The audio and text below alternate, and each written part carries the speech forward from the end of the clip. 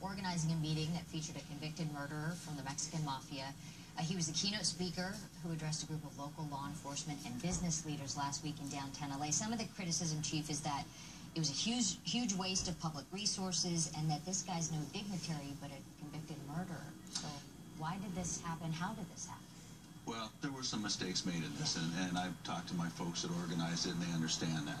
But I think it's important to recognize that, you know, LA is not Mayberry. We deal with some very dangerous organizations and some very dangerous folks. And to do that, sometimes you have to have an information flow. And whether that's through an informant or through a source of information, you know, we use that. And as part of police training, to understand the organizations that you deal with, it's an important part of it. Now, you know, should it have been primarily a public event? No. And so we're dealing with that, and we'll make sure that doesn't happen again. We touched on this during your last visit, the crime figures for 2014.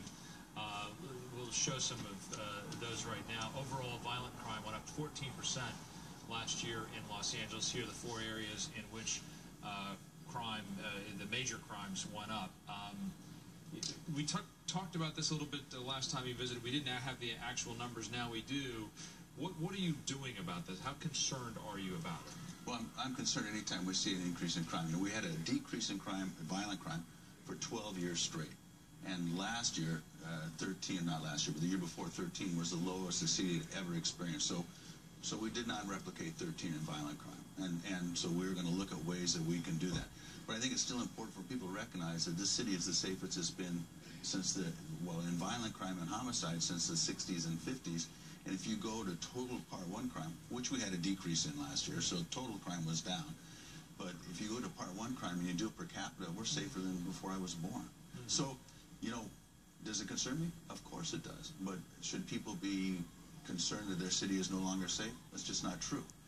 You know, we had 260 homicides last year versus 250 the year before. The year before, when we hit 250, that was the first time we'd ever been below 300 significantly. So it was a huge drop, and we didn't quite replicate it. Okay. Chief, we appreciate you being here this